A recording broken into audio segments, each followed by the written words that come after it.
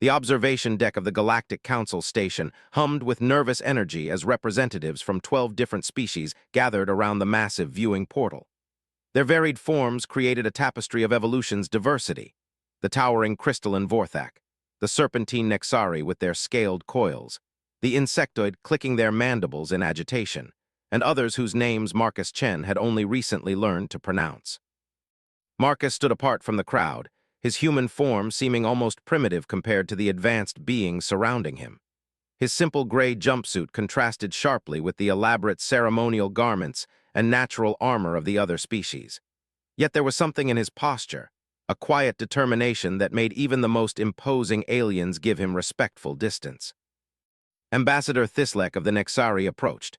Her hood flaring in what Marcus had learned was a sign of deep concern among her people. Her voice carried the characteristic hiss of her species as she spoke through the universal translator clipped to her collar. "Human Marcus," she said, her forked tongue tasting the air nervously. "I must speak with you one final time before this madness begins.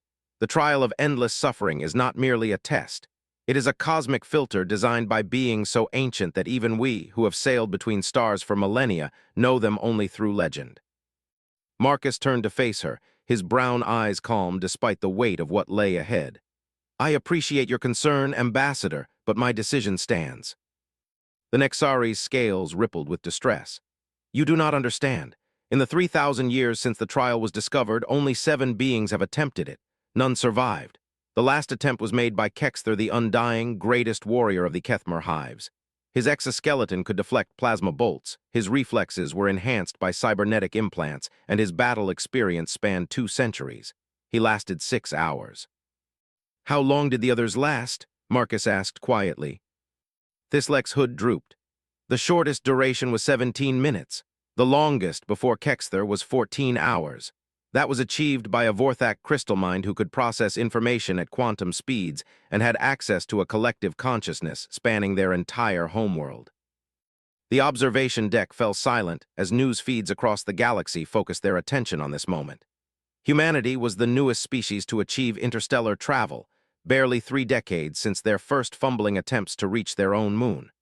They were considered primitive by galactic standards, lacking the advanced biotechnology of the Nexari, the quantum computing abilities of the Vorthak, or the hive mind coordination of the Kethmer. Yet here stood one of their representatives, volunteering for certain death. The crisis had begun 6 months ago when the ancient trial station had suddenly activated after eons of dormancy. The massive structure, older than recorded galactic history, had begun broadcasting a simple message across all frequencies. "The time of reckoning approaches. Send forth your champions or face the judgment of silence." The Council's greatest minds had worked frantically to decipher the meaning, but the ancient technology remained incomprehensible. What they did know was that previous civilizations had faced similar ultimatums.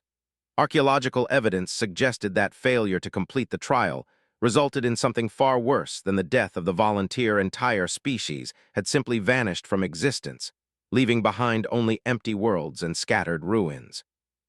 The Council had debated for months about who should attempt the trial. Each species had valid reasons why they should be the ones to try, and equally valid reasons why they should not risk their finest individuals. The arguments had grown heated, with some suggesting that the newest member species, humanity, should be volunteered, since they had contributed least to galactic civilization. It was then that Marcus Chen had stepped forward. He was not humanity's strongest soldier or most brilliant scientist. He was a linguist and cultural anthropologist who had been part of the first human diplomatic mission to the galactic community. His credentials were modest by galactic standards, a doctorate in comparative mythology, and a background in extreme environment survival training from his time studying isolated human cultures on Earth. But Marcus had noticed something the others had missed. The trial's activation message, when analyzed carefully, contained linguistic patterns that reminded him of certain human mythological structures. The more he studied it, the more convinced he became that the trial was not simply about physical or mental capability. It was about something deeper, something that might actually favor humanity despite their technological disadvantages. "Ambassador Thislek," Marcus said, his voice carrying across the suddenly quiet observation deck. "I want to thank you and the other council members for your concern, But I need you to understand something. This isn't about heroism or sacrifice. I genuinely believe I can succeed where others have failed." A ripple of shocked sounds emanated from the assembled aliens. The Kethmer ambassador's mandibles clicked rapidly in what Marcus recognized as skeptical laughter. "Human," the insectoid being buzzed through its translator, "what possible advantage could your species possess? You have no natural armor, no enhanced reflexes, no collective intelligence, no quantum processing capabilities. Your technology is barely beyond chemical propulsion. What makes you think you can succeed where beings with millions of years of evolutionary advantage have failed?" Marcus smiled, and something in that expression made several of the aliens step back instinctively. It was not the smile of someone facing certain death. It was the smile of someone who knew something important that others did not. "Because," Marcus said simply, "I've been studying the linguistic patterns in the trial's activation sequence. The structure isn't random. It follows mythological patterns that are specifically familiar to human culture. The trial isn't testing for technological advancement or physical superiority. It's testing for something else entirely. Something that humanity has been preparing for our entire evolutionary history without realizing it." The viewing portal suddenly blazed with light as the ancient station began to power up its dormant systems. Kilometer-long structures that had been dark for eons began to glow with an inner fire that seemed to bend space itself around it. The trial chamber, a massive spherical structure at the station's heart, opened like a flower blooming in reverse, revealing an interior that seemed to extend far beyond what the external dimensions should have allowed. "It's time," announced the station's AI through the communication system. The voice was utterly alien, carrying harmonics that made even the most advanced universal translators struggle with interpretation. "Send forth your champion, or accept the silence that comes to all who refuse the call." Marcus stepped toward the transport platform that would take him to the station. As he walked, he could feel the weight of an entire galaxy's attention upon him. Every major news network was broadcasting this moment, and betting odds across civilized space heavily favored his death within the first hour. But Marcus felt oddly calm. His years studying human mythology had taught him that every culture on Earth, independently of each other, had developed stories about heroes facing impossible trials. The patterns were remarkably consistent across all human societies. The hero's journey, the dark night of the soul, the moment when all seemed lost but inner strength prevailed. No other species in the galaxy had developed similar mythological structures. Their stories focused on collective achievement, technological advancement, or evolutionary adaptation. Only humans told stories about individuals facing cosmic forces through sheer determination and refusing to give up when all rational thought said they should. As Marcus stepped onto the transport platform, Ambassador Thislek made one final attempt to dissuade him. "Human Marcus," she called out, her voice carrying a note of genuine desperation. "You will not survive this. The mathematics are clear. The physics are unambiguous. The trial will kill you, and humanity will have lost one of its finest minds for nothing." Marcus paused at the edge of the platform and turned back to face the assembled representatives of galactic civilization. When he spoke, his voice was quiet but carried clearly to every corner of the observation deck. "Ambassador," he said, "you're probably right. The odds say I won't survive the next few hours. But there's something you need to understand about humans. We've never been very good at accepting what the odds say we can't do. Our entire history is full of people who were told they wouldn't survive and then went ahead and did it anyway." The transport beam activated, and Marcus felt the familiar disorientation of matter transmission. As his vision cleared, he found himself standing in an antechamber adjacent to the trial sphere. The walls were covered with inscriptions in a script so ancient that it seemed to hurt his eyes to look at directly. But Marcus had spent years training his mind to parse difficult linguistic patterns, and as he studied the inscriptions, he began to make out certain recurring symbols. The message was complex, but its core was surprisingly simple. All who enter must choose, preserve the self or transcend the self. Those who choose preservation will face trials of the body and mind. Those who choose transcendence will face trials of the spirit. Both paths lead through suffering. Only one leads to victory. Marcus smiled again as the massive doors to the trial chamber began to open with a sound like reality tearing. He understood now why the Council's champions had failed. They had entered the trial seeking to overcome it through their species' greatest strengths. The Vorthak through quantum intelligence, the Kethmer through physical prowess, the Nexari through adaptive cunning. But the trial wasn't testing for strength. It was testing for something that only humans had learned to value above survival itself: the willingness to sacrifice everything, including one's own existence, for something greater than oneself. As Marcus stepped through the doorway into impossible geometry and swirling cosmic forces, he carried with him 4 billion years of human evolution and 10,000 years of human stories about ordinary people who faced the impossible and found a way to endure. The door sealed behind him with finality, and across the galaxy, a billion beings held their breath and waited to see whether the newest species to reach for the stars would prove worthy of the cosmos' ultimate test. The interior of the trial chamber defied every law of physics that Marcus understood. The space seemed to exist in multiple dimensions simultaneously, with surfaces that curved impossibly back on themselves and distances that changed based on where he focused his attention. The air itself felt thick with potential energy, crackling with forces that made his skin tingle and his hair stand on end. As his eyes adjusted to the strange, shifting light that seemed to come from everywhere and nowhere at once, Marcus saw that he was standing on a platform suspended in what appeared to be an infinite void. Stars wheeled overhead in patterns that hurt to look at directly, forming constellations that seemed to spell out messages in languages that had never been spoken by any living throat. "Welcome, child of Earth." The voice came from everywhere at once, speaking in perfect English despite the absence of any visible speaker. It carried within it the weight of eons, the patience of geological ages, and something else that made Marcus's spine straighten with recognition, genuine curiosity. "You are not what we expected," the voice continued. "Your predecessors came armed with the finest achievements of their civilizations: energy shields, quantum processors, genetic modifications, cybernetic enhancements. You come with nothing but the thoughts in your head and the determination in your heart." Marcus found his voice, though it sounded small in the vast space. "I came with something else. I came with stories." A sound like cosmic laughter echoed through the chamber. "Stories? Child, we are beings who have watched galaxies be born and die. We have seen the rise and fall of 10,000 civilizations. What stories could you possibly tell that we have not already witnessed?" "Stories about humans who refused to give up," Marcus replied, his voice growing stronger. "Stories about people who faced impossible odds and found a way through. Not because they were stronger or smarter than their enemies, but because they were willing to pay the price that others wouldn't." The chamber around him began to shift and change, walls flowing like liquid while maintaining their solidity. "Show us," the voice commanded. "Face the trials we have prepared, and we will judge the worth of your species' stories." The first trial materialized around Marcus like a nightmare-given form. He found himself standing in a recreation of the Battle of Thermopylae, but wrong in every conceivable way. The narrow pass was there, the ancient Greek architecture was accurate, but the Persian army that faced him was composed of creatures that could never have existed on Earth.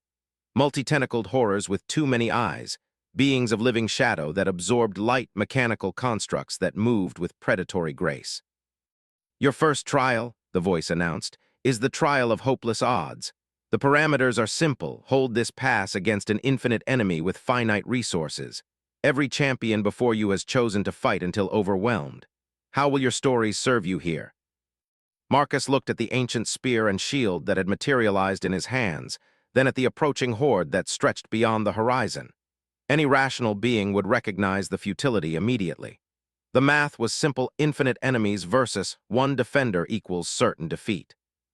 But Marcus smiled and thought of King Leonidas and his 300 Spartans, who had known they were going to die, but held the pass anyway because someone had to.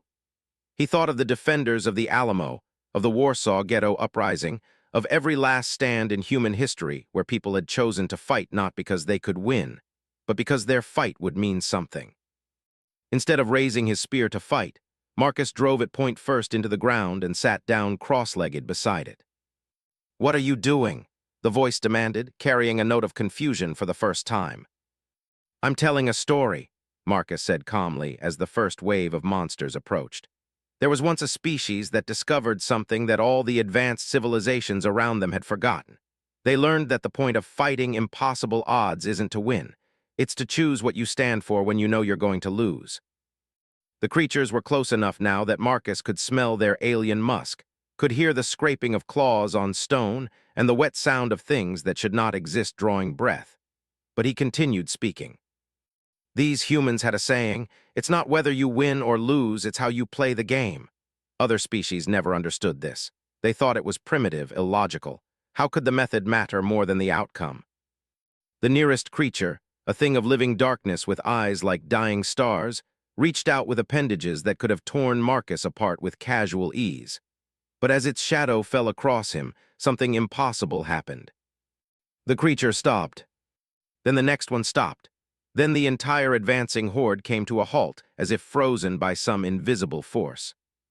"Continue," the voice commanded, and Marcus detected something new in its tone. Not confusion now, but intense interest. "The secret," Marcus said, "is that humans learn something that changes everything about impossible odds. We learned that when you know you can't win, you're finally free to choose why you fight. And that choice, that conscious decision about what matters enough to die for, becomes more powerful than any weapon." The scene around him began to dissolve, the monsters fatting like smoke, the ancient battleground melting away. Marcus found himself back on the platform in the void, but now the stars overhead seemed to pulse with a rhythm like a cosmic heartbeat. "Interesting," the voice mused. "Your first trial was not overcome through strength or cunning, but through understanding its true nature. The trial of hopeless odds is not about fighting impossible enemies. It is about choosing what defines you when everything else is stripped away. You passed by refusing to be defined by the fight itself." The second trial began immediately, the space around Marcus reshaping itself into something that made him gasp despite his preparation. He was standing in what appeared to be a perfect replica of his childhood home in San Francisco, complete down to the scuff marks on the hardwood floors and the way the afternoon sunlight slanted through the kitchen window. But it was wrong in subtle ways that made his skin crawl. The photographs on the mantel showed his family, but their faces were slightly off, as if painted by someone who had never quite understood human expression. The books on the shelves had familiar titles, but the words inside were written in languages that hurt to read. "Your second trial," the voice announced, "is the trial of perfect temptation. Remain here and we will give you everything your species has ever dreamed of. Perfect comfort, perfect safety, perfect happiness. Your people will live in paradise for all eternity, never knowing want or suffering or loss. All you must do is surrender your will to us and accept our guidance in all things." As the voice spoke, the illusion around Marcus became more perfect, more seductive. The wrongness faded from his family's photographs, the books became readable and familiar, and he could smell his mother's cooking drifting from the kitchen. Through the window, he could see children playing in streets that were clean and safe, adults moving with the easy confidence of people who had never known real hardship. It was beautiful. It was everything that every human reformer and dreamer had ever wanted to achieve. A world without war, without hunger, without the constant struggle that had defined human existence since the species first climbed down from the trees. And Marcus understood immediately why it was the most insidious trap imaginable. "No," he said simply, though his voice cracked with the effort. "You refuse paradise?" the voice asked, and for the first time Marcus heard something like surprise in its cosmic tones. "Your predecessors all succumbed to this trial. We offered each species their perfect world, and they surrendered eagerly. The Vorthak embraced infinite knowledge, the Kethmer accepted eternal victory in battle, the Nexari chose endless adaptation to new environments. Why do you refuse what your own kind would consider perfect bliss?" Marcus forced himself to look away from the window where his father was working in a garden that had never known weeds or drought. "Because it's not ours," he said. "Humans have been offered paradise before in our own stories. The serpent in Eden, the lotus eaters in the Odyssey, the false heaven of the Hindu Maya. And the lesson is always the same: paradise that you don't earn, paradise that's given to you by someone else, isn't paradise at all. It's a cage." He walked to the front door of the house, his hand trembling as he reached for the handle. Behind him, he could hear his mother calling his name, could smell the Sunday dinner that had been his favorite as a child. Every instinct, every emotional connection, every memory of love and safety screamed at him to stay. "Your species chooses suffering over contentment," the voice pressed. "You would condemn your people to continued struggle when we offer them peace." Marcus's hand closed on the door handle, and he felt the weight of every human who had ever chosen the difficult path over the easy one, who had walked away from comfort to pursue something they couldn't even name. "We choose the right to make our own mistakes," he said. "We choose the right to fail on our own terms. We choose the responsibility of becoming what we're going to become through our own choices, not because someone else decided what was best for us." He opened the door and stepped out of paradise, feeling it dissolve behind him like a dream upon waking. The platform reformed beneath his feet, but now the void around him seemed somehow less hostile, as if he had passed some crucial test of worthiness. "Remarkable," the voice murmured. "Two trials overcome not through power, but through principles. You begin to show us why your species alone has developed such an unusual relationship with adversity. But the final trial awaits, and it is the one that has destroyed every champion who came before you. Are you prepared to face the trial of ultimate sacrifice?" The void around Marcus began to shift one final time, and as it did, he felt a cold certainty settle in his bones. Whatever was coming would test everything that made him human, everything that made his species unique in the galaxy. The first two trials had been difficult, but he sensed that they had merely been preparation for what lay ahead. "I'm ready," he said, though his voice was barely a whisper in the cosmic vastness. The transformation that followed would either prove that humanity deserved its place among the stars, or demonstrate once, and for all that some trials were truly beyond the reach of any mortal being to endure. The final trial did not reshape the void around Marcus with dramatic flair. Instead, it began quietly, with the simple appearance of a chair and a small table. On the table sat a device that looked deceptively simple, a crystal cube no larger than Marcus's fist, pulsing with a soft blue light that seemed to pulse in rhythm with his heartbeat. "The trial of ultimate sacrifice," the voice announced, but its tone had changed completely. Gone was the cosmic authority and ancient wisdom. Now it spoke with what sounded almost like reverence, tinged with an emotion that Marcus recognized as fear. "Before you lies the nexus of all souls," the voice continued. "Within this device are contained the consciousness patterns, memories, and essential spiritual essence of every sapient being who has ever lived in this galaxy. Billions of species across millions of worlds, their hopes and dreams and fears preserved in perfect detail." Marcus approached the table slowly, feeling a strange pull from the crystal that seemed to resonate with something deep in his chest. As he drew closer, he could swear he heard whispers, not words exactly, but the suggestion of countless voices calling out in languages he could never hope to understand. "The device is failing," the voice explained, and now Marcus could definitely hear fear in its ancient tones. "It was created by the first civilization to achieve true galactic unity, intended to preserve the wisdom and experience of all who came after. But entropy claims all things, even constructs designed to last until the heat death of the universe. The containment matrix has perhaps days remaining before complete collapse." The implications hit Marcus like a physical blow. "If it fails, every soul within will be lost forever," the voice confirmed.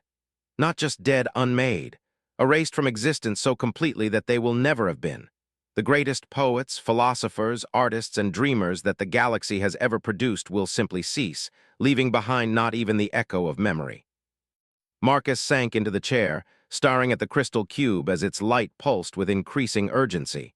"What does this have to do with the trial?" "The device can be stabilized, but only through the complete integration of a living consciousness with its matrix.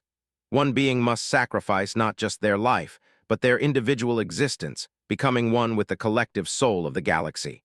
They will live forever, but never again as themselves."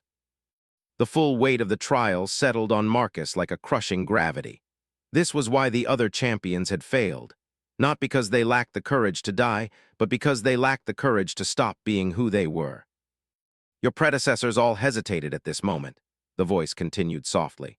"Each understood the cosmic importance of the choice, but none could bring themselves to surrender their individual identity. The Vorthak champion spent 14 hours calculating probability matrices, searching for an alternative solution that would preserve both the collective and the self. The Kethmer warrior tried to force the integration through willpower alone, believing he could maintain his identity through sheer determination. All failed because they could not accept that some victories require complete surrender." Marcus reached out slowly and touched the crystal cube. The moment his fingers made contact, visions flooded his mind. He saw the rise and fall of civilizations, the birth of stars and the death of worlds, the first tentative steps of countless species towards sapience and their final moments of cosmic transcendence. He felt the weight of a billion lives, each one precious and unique, each one facing extinction if he chose to preserve himself. But mixed in with the alien thoughts and experiences, Marcus began to recognize something else. Scattered throughout the vast collective were traces of something familiar, not human exactly, but human-like. The echo of stories about sacrifice and heroism, about individuals who chose to lose themselves so that others might live. "You feel them?" the voice said with wonder. "The resonances left behind by beings who shared your species' unique relationship with sacrifice. They are why we activated the trial now, why we called out across the galaxy after eons of silence. We have been waiting for a species that could teach the universe what we had forgotten." "What's that?" Marcus asked, though he thought he already knew the answer. "That individual consciousness is not the highest form of existence. That sometimes the greatest victory comes not from preserving the self, but from choosing to become something larger. Your species alone has elevated this principle to the level of cosmic truth, encoding it in your myths, your religions, your stories of heroism." Marcus closed his eyes and felt the pull of the crystal grow stronger. He thought of every human story about sacrifice he had ever known, parents dying for children, soldiers throwing themselves on grenades to save their comrades, scientists exposing themselves to radiation to prevent disasters. The pattern was always the same: ordinary people choosing to become something larger than themselves at the moment when it mattered most. "The other species," Marcus said slowly, "they never learned to let go." "Precisely. They achieved technological transcendence but never spiritual transcendence. They learned to preserve consciousness, to extend life, to enhance individual capability, but they never learned the cosmic truth that your species has always known, that the self is not the highest good." Marcus opened his eyes and looked at the crystal cube with new understanding. "This isn't really about saving the collective, is it? It's about teaching the universe how to grow beyond individual existence." "The nexus is indeed failing," the voice confirmed, "and the souls within will be lost if nothing is done. But you are correct that the true purpose of this trial runs deeper. We are testing whether any species has achieved the wisdom necessary to guide galactic civilization through its next phase of evolution. Physical transcendence is easy; beings achieve that through technology. Spiritual transcendence requires something that your species calls courage, though we suspect the word inadequately captures the concept." Marcus stood up from the chair, his decision crystallizing with the certainty of natural law. He thought of his parents back on Earth, who had raised him to believe that some things were worth dying for. He thought of his colleagues in the diplomatic corps, who had chosen to represent humanity among the stars despite knowing they might never see their homeworld again. He thought of every human who had ever chosen duty over comfort, service over safety, others over self.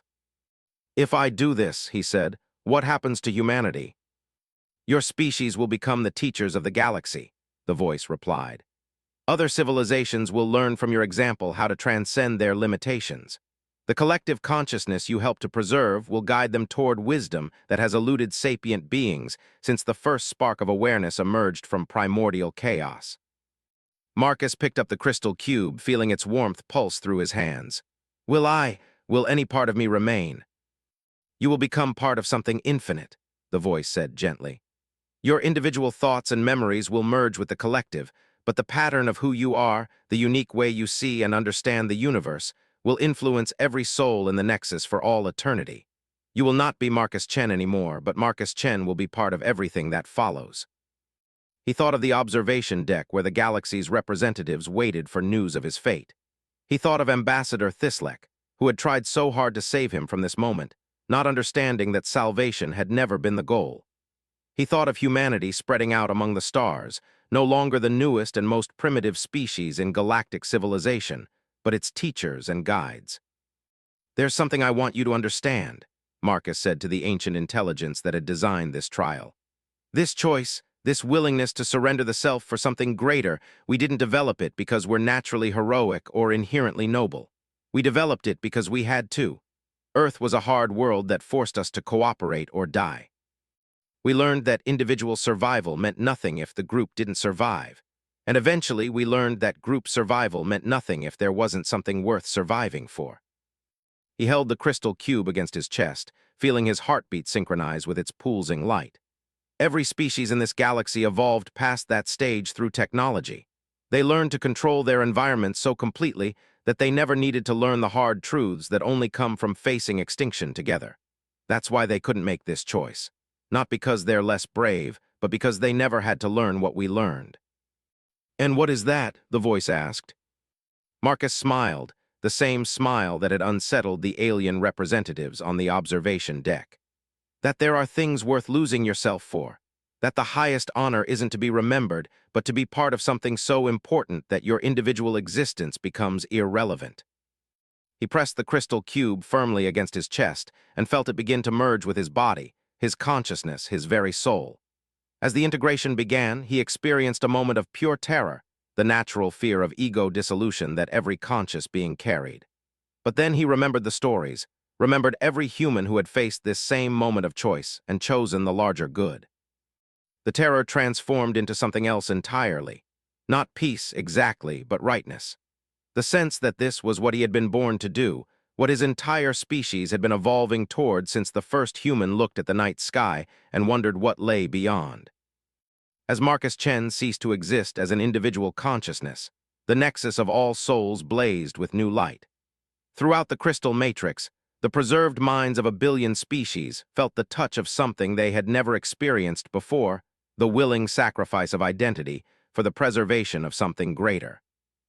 On the observation deck, the assembled representatives watched as the trial station pulsed with energy patterns that their most advanced sensors couldn't interpret.